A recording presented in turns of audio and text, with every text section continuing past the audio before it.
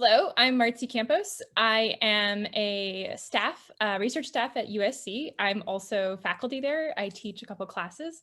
And I guess I would primarily describe my own work as the kind of the point where trying to make physical and digital experiences like wondrous and delightful. If I guess I had to sum up my artistic goals, if I can make something that makes adults feel like they are in a McDonald's play place, then I have succeeded. I think that sums up most of my work.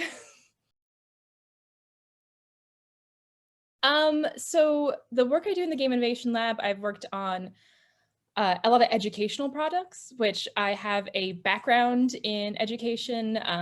I was a primary school or preschool teacher before I came to USC for grad school. So it was really cool to work on like a lot of cool projects like Chrono Cards, which is these two sets of like card games that basically teach kids about World War I and the Revolutionary War. That's the one. And kind of like the causes and reasons behind that, and help them kind of learn how to make, essentially justify their facts, like they can make statements and kind of like start to really build their knowledge about both of those things. I also helped on the tail end of a really cool project the Game Innovation Lab did with NASA and working with scientists about extremophiles, which are like tiny microbes that live in really crazy hot or cold places. And kind of like the study of that and building a game around that. I was helped on the more primarily like testing side of that, but I still count it. I didn't know it was a job. No one told me. So I've always loved games. They've been a huge part of my and my brother's life. We played a lot together, and I think I credit my younger brother for having it like being advertised to buy a game console, because they weren't in the 80s. Games were for boys. That is exaggeration, but like video games were primarily marketed towards them. So I had a lot of exposure really early on through my brother and playing with him. But I was told you can't make video games, you have to be good at math. And I was like, well, I'm not good at math. I'm gonna go to art school and major in painting. And that was a choice. I do really love my arts education, but I kind of felt something was missing. And when I was doing a lot of my artistic work, I was making these installation pieces, like big experiences, like we build out of fabric that were like just about being immersed. And like, I think a lot of the fine art installation work is still very like don't touch. And I wanted to create these spaces and these amazing places where people could go and forget they were in an art gallery. And then I graduated, and then the economy tanked, and I didn't know what I was doing with my life. I think that's the nadir. And I met someone. I moved out to California and lived with my brother for his final year of college, because we were very close. And I met a girl while at a D&D group, and she was in the master's program at USC, and she told me about what she was doing, and I thought it sounded like the coolest thing in the world. I was like, I want to do that. Like, that sounds like the most amazing program. I was stunned. I was like, you can do that? You can get a master's degree in that? And then I didn't do it for 5 years. I did a whole bunch of other things, taught preschool, sold Apple computers. I did a whole bunch of other stuff. And then one day this voice like literally came to me a month before the application was due. And it was like, apply to grad school. And I was like, okay. In my physical work, and this is more like in the past, I actually worked a lot in fabric. Here, actually, let's pull up my website. So yeah, it was a whole installation kind of built out of fabric. You can see my signature there down at the bottom. And this is kind of the first thing I made where I wanted to just completely transform a space. And fabric's great in the sense that you can make it, it's light, it's durable, it's transportable, it comes in all variety of colors. And it was easy for me. It was accessible. I just needed a sewing machine. It didn't need power tools.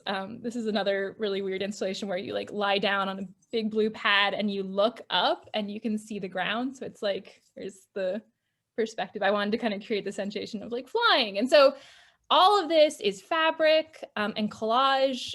This is my final piece where there was like 65 styrofoam globes suspended from a dome. A lot of like, again, and this is all done primarily in like paper and fabric and just light, accessible, easy to use medium. And then the other thing I did in fabric a lot was a lot of collage paintings, which I've been trying to get back to lately. But for example, like, again, this is primarily fabric with just like a little bit of paint. So that's like, that was my first medium. And just in terms of, everyone's like, oh, was it a statement about femininity? And I was like, no, it's just because fabric's really easy to use. ARBox was born out of the Google and IndieCade put together a game jam. They were like, we're really interested in having developers get like used to and using AR core. We want to encourage that. We're going to host this game jam. We're going to get a bunch of cool teams together. And me, Sean Bloom, and Jesse V. Hill were asked like, hey, you guys want to be a team? Do you want to be in this game jam? And we're like, sure. I mean, you're never going to say no to a cool game jam. So we're there, and there's a whole bunch of devs all like scattered through this this space. And I was like, I do not want to be around a bunch of other people. I need my own private space. I am not good with, I am someone who can't work in a coffee shop. So I told Sean and Jesse, I immediately bullied them. I was like, no, we need to go somewhere quiet. And so we found like a kind of a private room, like that was empty. And we kind of set up camp there. And then, you know, we were talking about what we wanted to do, and we were realizing that, you know, that need for the connection between the physical and like AR, we wanted to make that as like close of a connection as we could. And then me being me, I had piled my car full of like art and crafting supplies, and Jesse being Jesse had filled his car full of like Arduinos and Internet of Things devices. And Sean being the amazing coder he is, and the escape room buff that he is, he's like, well, why don't we just make an escape room, an AR escape room? And that's how ARBox was like kind of born right there, which was like giving like physical interactions to AR. So more, so it's not just an overlay on the world, but when you do something in AR, it affects the real world. The lights change, doors unlock, a projector turns on, speakers play. And for me, because I was like, oh, it's gotta be haunted, it's gotta be magic, let's do demons, which is a reoccurring work in my, theme in my work. Who knows what that means? But that's kind of how ARBox was born. And we like, then was able to continue to refine it, continue to show it. We came up with several different versions. It started as a haunted library, that you picked up a demonic book that when you opened it up, there was the phone, and it was like, hi, I'm a demonic book. Bad news is you're in the restricted wing, and by picking me up, you have like activated the security alarms, and the librarian witches are coming to get you. So we need to break out of here quickly. And so there's a like, you know, these interactive cubes that would unlock things. There was like posters that would talk back to you. And it was very narrative experience and very tied to the physical world, which I think is like the primary focus of ARBox, is just to give you items that like are essentially like as close to you can get to the wardrobe in Narnia. Like, I want to make an object that when you find it, you're like, aha, finally, my like, you know, key to a fantasy land. I was going to say like letter to Hogwarts, but maybe not. But something that transports you and takes you out of the everyday. And like that's when I learned to love AR. It's sponsored by Niantic. So it's called World Building in AR, which is, everyone comes in like, great, I'm gonna make a world. I'm like, no, the world is already here. You have to world build with it and like on top of it. And one of the cool things, like I said, it's sponsored by Niantic, and they are bringing in such amazing guests. They're like giving really great intensive feedback on the work as well. And they're just so encouraging. And one of the great things about Niantic is like, unlike me, they saw the potential way early on about AR, and they're so passionate and they're so excited, and they just want more thought and attention and care and students active and eager in the space, that when they come in and talk, you can see it, and then they're so great at encouraging it. It's a really great collaboration, and it's a delight to teach the class. It's not easy, like, because it's emerging tech and it's still developing, but it is like really cool and like open-ended.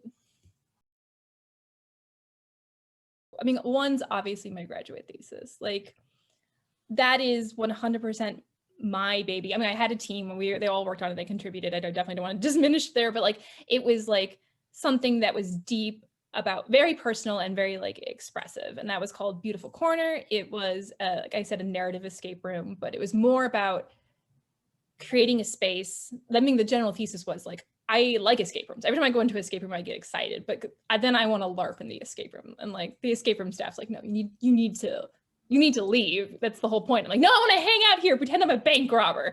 And they're like, no, you need to solve puzzles. I'm like, I am shit at puzzles. I want to put this costume on. And so Beautiful Corner was kind of born out of the desire to like have a space where you can sink into the role of a character and like kind of role play a bit and like be in the moment and like be like, what would I do, and make narrative choices. So it presents itself as kind of an escape room, but it's single player.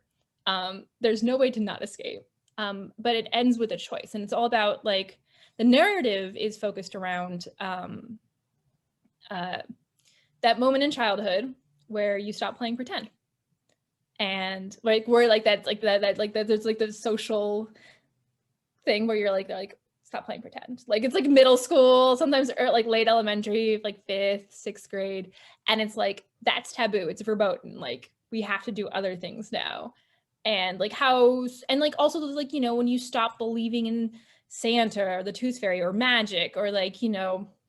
And it's like this, I think it's this kind of like the first loss of childhood, and that moment where you like really start to transition, like one of the first big moments where you start to transition into adulthood. And it kind of presupposes, it's like, okay, well, what if you had an imaginary world with a friend at camp, and it was a long distance relationship, and you know you had this core magical belief, and one of you stopped believing, and the other one didn't, and that tension of friendship, and then what happens when you come back as an adult to their space, their room, and it turns out that magic is real and you need to figure out what to do with it. And so here, again, I'll pull it up really fast. Here's the installation I had built and then decorated. And so you kind of explore this room. It changes as you go through. You find weird magical things in the space. And at the end, you open this toy chest, and the whole thing is like kind of constructed around like this like magic water you find at camp. And it's making it's kind of like your friend's like, I'm trapped. You need to decide what to do with it. And the player has 2 options at the end. They can drink it or they can pour it out. And, you know, you find all these letters. There's Richard playing the game. Let me see if I can find there we go. So there it is. It's like sitting there, it's glowing, and you have to make this choice. Like that's how you end the game. And a lot of people like pick up this like glowing bottle of liquid, and they're like, is it safe to drink? And I'd be sitting there being like, I'm like, if you're worried about whether it's safe to drink, sounds like you're making a very adult grown-up choice. It was safe to drink. It's just tonic water. Tonic water phosphorus is under black light. But and I guess the other one the other big project that's like, I would say not my own work. Like it's definitely a joint collaboration for sure, is the Klaxo Radio Hour. And that was born out of Jesse Vigil and I's weird mutual obsessions with physical computing. Jesse loves radio plays. I love spooky stuff, and the Halloween section at Target. So yeah, I'll just whip this bad boy around. So yeah, this is the Klaxo Radio Hour, and it's a interactive radio drama that's housed in a real toy radio where you change the channel to help the lady detective solve the case, and also the souls that are trapped inside the radio.